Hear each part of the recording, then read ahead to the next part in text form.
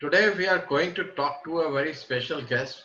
He is the possibly the youngest Deputy Chief Minister of Haryana. He belongs to a family of politicians and is a third generation active politician in Haryana, Mr. Dushyant Chautala. Mr. Chautala holds 11 different departments and joined as a coalition partner to the BJP government in Haryana. He is going to talk to us about procurement, PDS, the unemployment and livelihood issue in Haryana, and also what is he doing to address the problem of MSME and industry. I'll start with the most immediate problem that the farmers are facing. As you're aware that the wheat procurement is on, and as you handle PDS, the process for wheat procurement basically follows three steps. First is procurement. Second is that these procured wheat is sent to the godowns. And third is after the wheat reaches the godown, the payment is released. So currently, the all the wheat has not reached the godowns, and there is a delay. Hence, there is a delay to the farmers in terms of payment. How are you looking at this problem? Your question is very important because for the first time, Haryana has changed the payment method. It was earlier one-way traffic to the RTIs, and RTIs used to settle it after a period with the farmers, with giving small bits of amounts whenever required. And then the whole settlement used to come after the whole procurement season of 1.5 months or more was taken. But for the first time, Centre was pursuing it for last 4 years. Haryana changed it. And now what we have done is we are giving out to the RTIs, and RTIs, if they have a settlement with the farmers, can settle and then forward it to the farmers. We made it through a application, and that application had a processing period of 2 days to the RTIs and 3 days from RTIs to settle it and transfer it to the farmers. But between, there were three changes required, which was called in by the RTIs, that they have to step by step do it. So that's why changing the whole software and the whole application took us time, and initial 10 days went on with the change in the application. But now we are running with full thrust. We have already paid our farmers till the 13th of this month, and we have a target by tomorrow we will do it till 20th. But now, as you see, if you go to the Meri Fasal Mera Beora and see the amount which has been transferred, you can easily see there was about, till yesterday morning, there was approximately 12,000 crore plus total amount of wheat procured in Haryana. And out of which 9,000 plus crore were transferred to the RTIs, and approximately 6,200 crore were transferred further to the farmers. And I've seen cases where farmers are coming up and saying, I've received my 2.5 lakhs, I've received my 4 lakhs. And that is something for the first time in history of Haryana, that farmers are getting the full amount of their crop into their accounts within a period of 10 to 15 days, which were now get down to 7 days in coming 1 or 2 days. And that was our target to achieve. Yes, there is a clause by the Food Corporation of India that if a farmer comes into a mandi, drops his wheat there, the payment doesn't start there. The farmers have to generate an I-form. That I-form will permit that wheat to go from the mandi to the warehouse. And once it stacks up in the warehouse, then the government of India counts it as procured wheat. And that was a delay which we have seen. There have been 4 centers I've been personally pursuing, where there is approximately 4 lakh metric ton of wheat still lying. But I would like to thank Government of India also. For the first time in 20 days, we have received 272 plus trains, which has lifted the wheat from our godowns and distributed it across India. And I think in next 2 days, it will cross because of the free distribution of PDS by Atmanirbhar. It is going to increase to 315. And that is something, I think Haryana has recorded a historical outflow of wheat by trains. That was 19 trains in one day. I think it was never done. And see, when there are changes, you have to understand it doesn't come with a click. People have resistance for it. People see it as a challenge. People will criticize you. But in the last 25 days, I have seen people thanking us that you have changed the scenario. And I think that is one step what our farmers required. I think Prime Minister for the last 5 years has been saying that we have to develop farmers' income. What are the steps? You have to ease it. You have to give them payments in a go. You have to provide them with better facilities at the mandi. For the first time, Haryana didn't see any farmer sleeping in the mandi for overnight. We have not seen traffic jams on road. There was no traffic jam this time because I guess there was no traffic on the road because of No, but COVID-19. if I mandi do saw, appreciate the fact that you have shortened the process. Now, as you know that the process itself has an intermediary there, which is the Arthia, and the government is the buyer and the farmer is the seller, and there is, in spite of that, the process does go through the Arthia, and the delay does take place even at the Arthia level. Typically, even after transfer it made from the government to the Arthia. Do you envisage a scenario where a direct transfer of payment could happen to the farmer and FCI and the logistics and Arthia just does not hold the payment anymore? Similar to direct cash there is transfer that happens in Manrega or other schemes that the union government has been doing? Yatish, you have to understand, it is not 100% of the farmers connected to the RTS. We have seen cases where farmers just came in the initial 2 days where agencies procured on their own. I had to put Manrega workers to work in lifting and stacking of the wheat bags. And that when there was a direct procurement, it was easier for us to transfer the money directly to the farmer. But when there is a give and take by the RTI and between the RTI and the farmer, we have to always take care of that channel also. We cannot ignore, because when there is a procurement done by RTI, he gets 2.5% as Adat also. That is his royalty, you can say, for working for the government. So that process had to be looked into. But yes, when it comes to the paddy season, we will see more changes coming in, because earlier it was direct lifting from the mandis by the millers, and we saw shortages approximately of 90 crores in the last procurement. And I think that is something that we are still working on, and you have a paddy season coming in another 3 to 4 months. And I think that challenge will be taken over by us in a very better manner, that we can overcome these hassles which have come in the wheat process.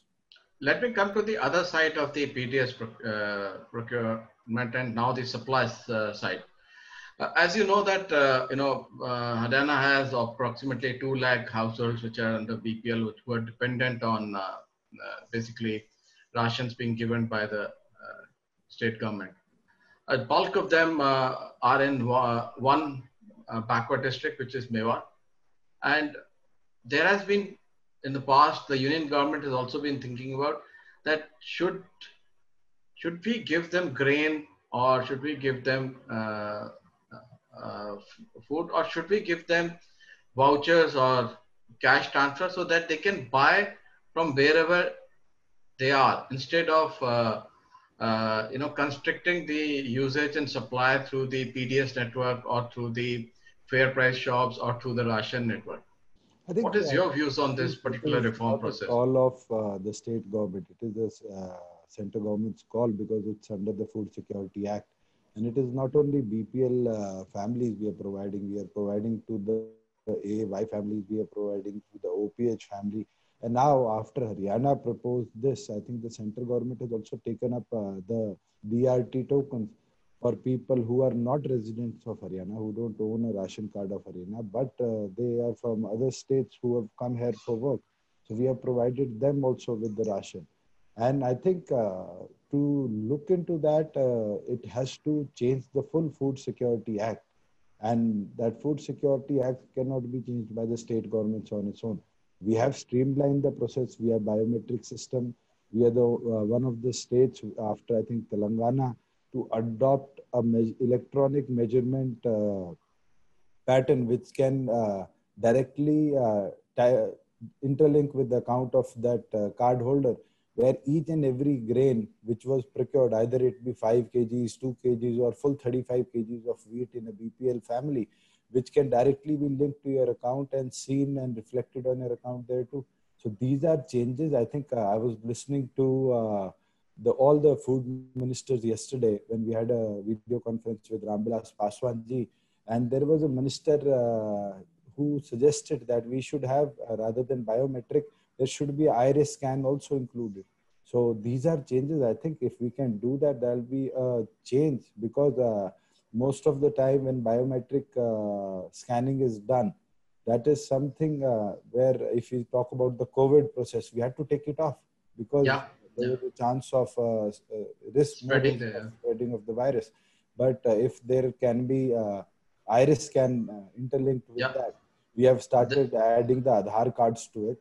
We yeah, have we were one of the first states to take up one card, one country pattern, and now we have an interlinkage with Rajasthan. So if anybody from Rajasthan walks into Haryana and wants to pick up his ration, they can just scan their fingerprint, and that give will them the be ration. deducted from the amount what Rajasthan gives them. So this is something which you see innovation coming in. Yeah, And I think it is going to take time, because most of the state has still not opted for it. yeah. I was hearing Bihar is not, Bengal has not, Odisha is not. But these states need to come into the loop. And once Yeah, they but start I'm coming, sure Haryana can be a leader in that front also. we have Uh, already done it. We have taken up with Rajasthan. And yesterday I asked Ramvilas Paswan ji also that we need other states also to opt in with Haryana. We have requested Punjab also to come in. Mr. Ashu was there, their food supply minister. We have asked Himachal also. And now we are doing with all the seven union territories of, now 9 union territories of India. That yeah, once we start doing that, their resident also can come in and take their own PDS quota. yeah. So as you know, the union government in 2016 had appointed a committee to overhaul the PDS structure, and in that PDS overall, they had also suggested it linking to Aadhaar, and instead of giving the grain, they had also suggested vouchers and cash. But yes, after that, there has been no movement on that front. Uh, I'll come to the next point, Dushyantji, which is you mentioned the migrant labor, in Haryana, who have all left in Shramik trains or buses, and the state has done work to, send them to their source states. Now, as you might have seen in the procurement season, that there was a shortage of labor for both packing and for weighing the produce. Going forward, there's going to be a shortage of labor in the MSME sector. There's going to be a shortage of labor for sowing, and also when the paddy crop comes up in the later in the year for harvesting that. Uh, do you foresee anything that you should be doing to bring the migrant labor back? Yes, that is one question that I think it's a pan-India crisis. The states which are labor surplus are scared what will happen now. How will they support that large number of people adding to their existing system?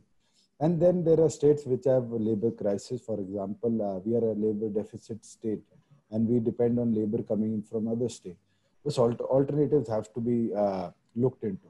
Talking about paddy sowing and paddy yielding, it's too early, because every year after the wheat season, people used to migrate back to their houses for a month and a half and then come back in mid of July, because our sowing season starts from approximately 10th of July onwards. So we still have 1.5 months for those people to come back to work. But yes, MSME is one sector where we need to put in a thrust that the labor gets back. And we have already requested states to provide us data. Yesterday, there was a data of, I think, Uttar Pradesh coming up. There are approximately 1,100 plus people who want to come back. There was a data of Rajasthan where people want to come back to their daily routine. And inter-border, there was some restrictions before the fourth lockdown, where we could not permit, for example, Bhiwadi people used to stay and they used to come to work in Bawal. So that was one point. Delhi, Noida, a lot of people from the IT sector coming to work in Gurgaon. And after the national level portal where it allows interstate movement for workers, I think it has eased down.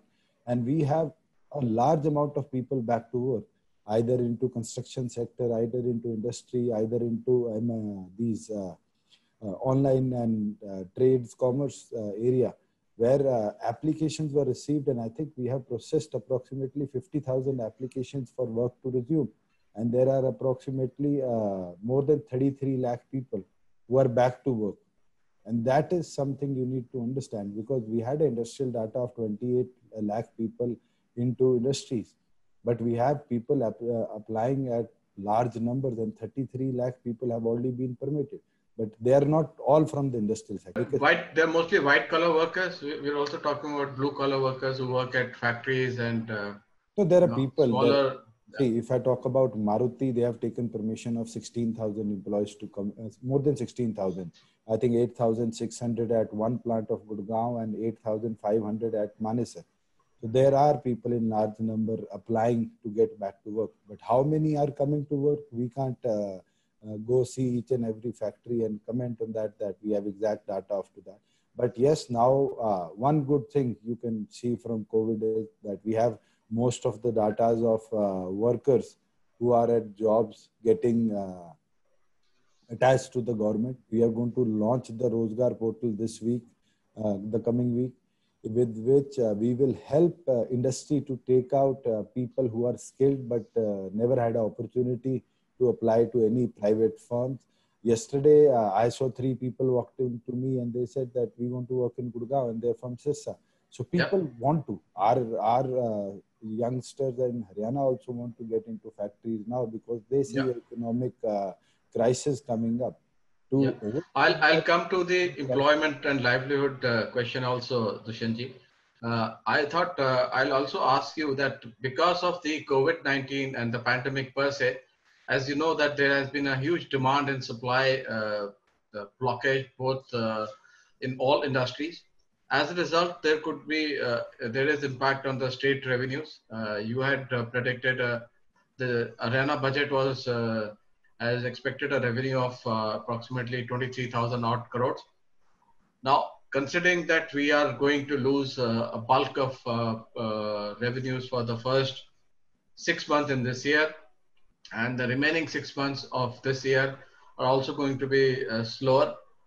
What is your anticipation of the revenue, and what is your anticipation of the expenditure that the state will plan for the full year, financial year? I think it is not only a state, it's a pan-country thing that we need to look into. There will be no state which will get absolutely in 1 month. But yes, you have to look into alternatives, and we have a new economic policy, enterprise promotion policy that we need to draft for 2020-2025, which will help bigger industries to come in. I have been in constant touch with the European Business Group, where the Italian ambassador also requested that we do a webinar on Tuesday or Wednesday, where we can have only food processing industry of Italy coming in and investing in Haryana. We have large chunk of land in HSIDC. Earlier, it used to be one way that we used to sell the land to industry. But yes, we are going to change it. We are going to lease it out. We are talking to panchayats where there are lands available more than 500 acres per panchayat, which is non-cultivable, and I think it's just lying vacant. Why can't we give that to industry for a lease period of more than 20 years, where somebody comes in, gives you double or triple the amount of what you are getting from the yielding area of your panchayat. And I think it is an additional revenue source for panchayat. You'll have more employment within the panchayat where the factory is. And I think these alternative thought process have to be taken into consideration.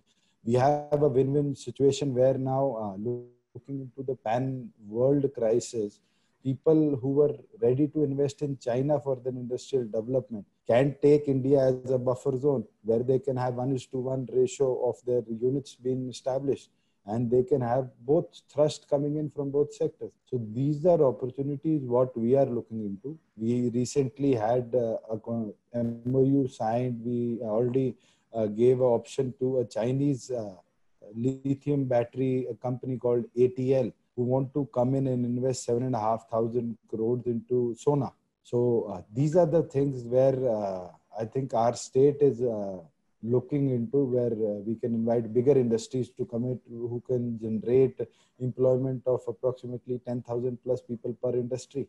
We have Uh, a aviation hub that is going to be established in Hisar, where just environmental clearance by DGCA is just requested. Once that is done, we will have simulators here. We will have expansion of the runway. We will have a full direct connectivity of Delhi Hisar by a super fast train because Mehem Hasi railway line has just been completed. It's in completions mode. And I think these things, when it comes to, and plus one thing that Haryana is doing with the help of the central government is with the KMP.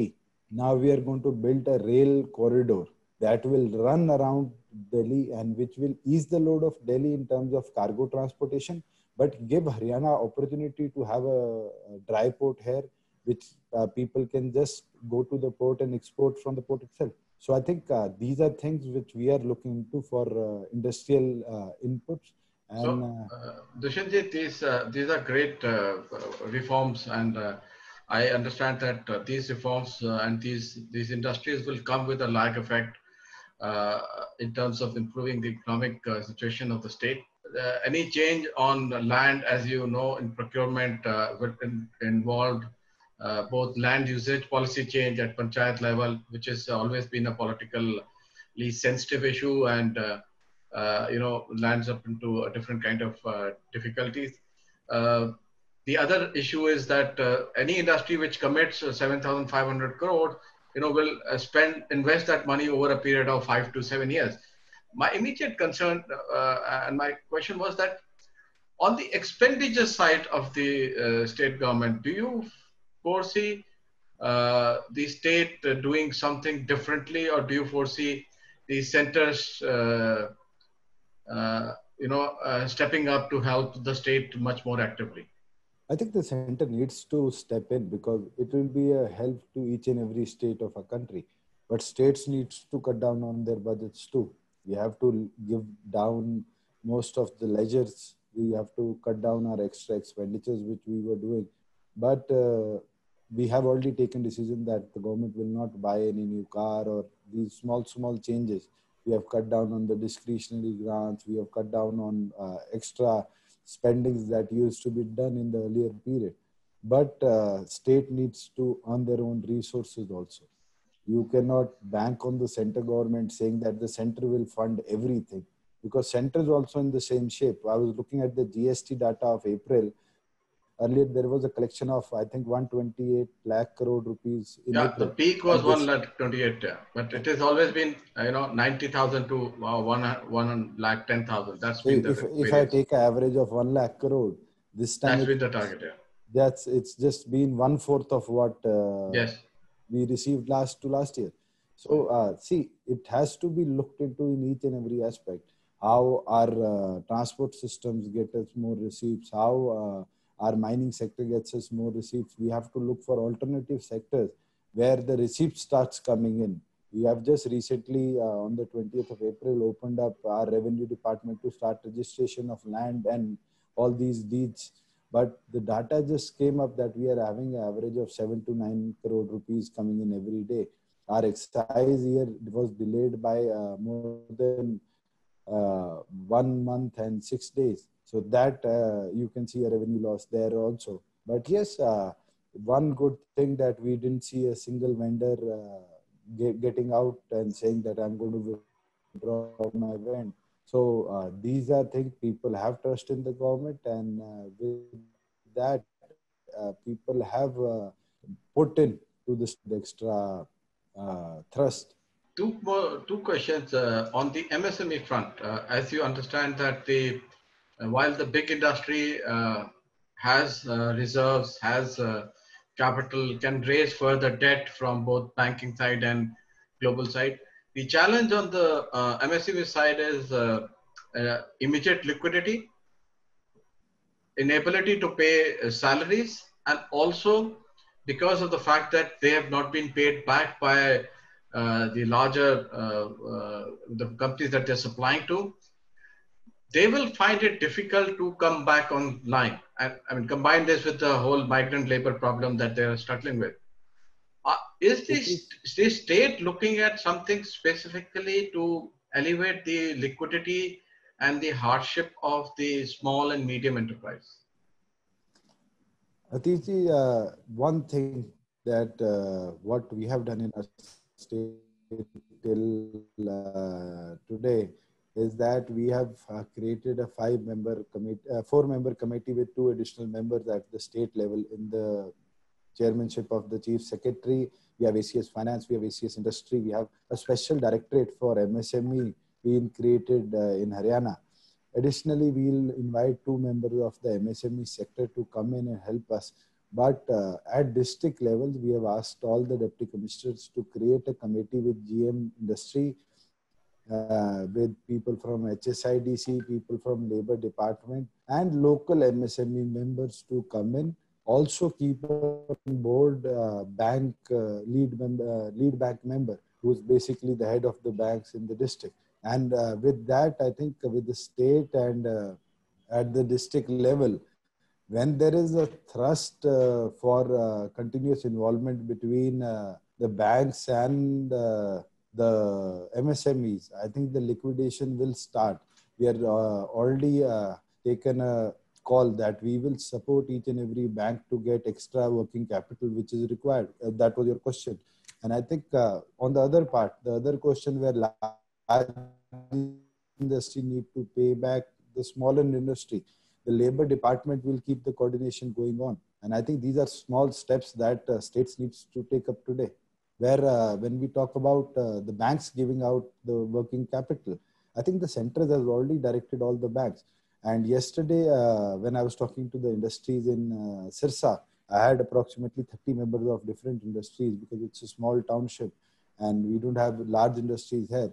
These people came up with an idea that we don't get that much support from banks because banks tend to divert the details to other sectors, stating that it is given in agriculture and all that.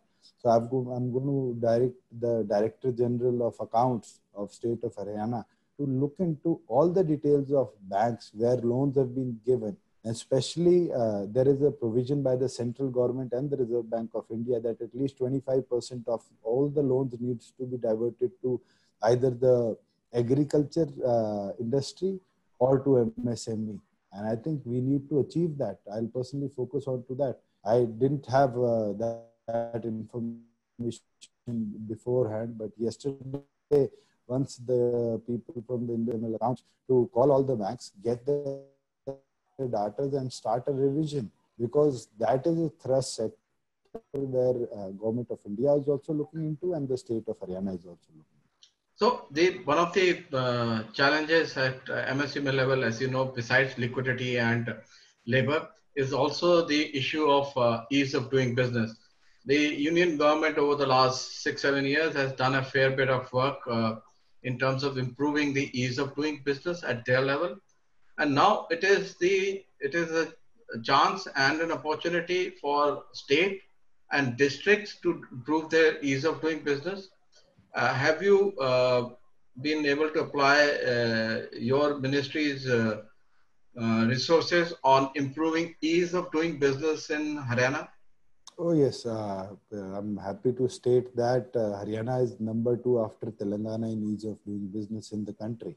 And we have a target to become number 1 this year. That's why the enterprise promotion policy, where major changes into all ABCD blocks of the state are going to be taken over. Plus for MSME sector, we are going to create 22 different clusters in 22 districts of Haryana, where there is going to be a thrust given to a specific cluster. For example, if I talk about Ambala today, we have a large amount of scientific equipments being built there. If I talk about Rewari, we have a large amount of these utensils of copper being built. If I talk about Yamunanagar, there is a large amount of poplar trees which have been converted into plywood there. So we are picking up thrust areas, but yes, we are going to have a specific policy looking into the COVID that will help Haryana to come up with a medical cluster. And I think we will dedicate one district which will have better thrust, better support by the government, better finance support from the government, just to work on the medical side, and how we can have industry coming to start off with medical implements, medical utilities, medical safeguarding kits, because you saw a huge shortage of PPE kits coming right when the COVID hit India. But today we have seen two industries from Panipat. Yesterday there was another industry from Fatehbad that has been approved by the central government to produce PPE kits. And we have seen India being the second largest producer of PPE kits in the world today.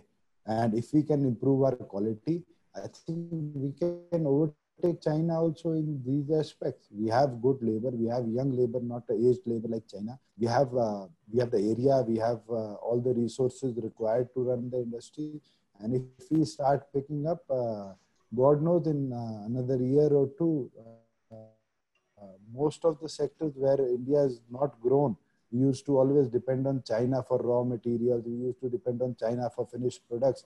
We can convert that and make India a leader. When we were restarting the industry, I'm so happy to state that we have a company in Gurgaon that is building a spare part for this BMW and exporting to Germany. And BMW gave them a deadline that either you start work by the 25th, or we are going to transfer the order to China.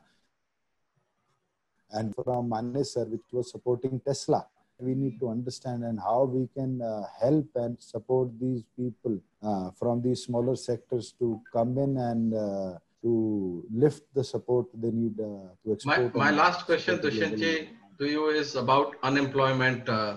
As you know, the pandemic has basically resulted in massive unemployment, both at blue collar workers and among white collar workers. The latest number of April for Haryana shows that the unemployment number has jumped to 43.2% of the workforce. This is higher than the national average of 23.5%. How do you see this challenge from the policy point of view, and what is your government doing to address this challenge? Ritesh, I've never understood how these numbers come up, because if you see a registration of 20 lakh workers in the industrial sector, and then you give permission to 33 lakh people, there is an increase of 5 lakh people which were never registered in workforce and now are registered one way or the other. But yes, we have seen one way of looking at these numbers is also that registration actually goes up higher because of the fact that people have lost their jobs, or are they scared that their jobs are going to go away.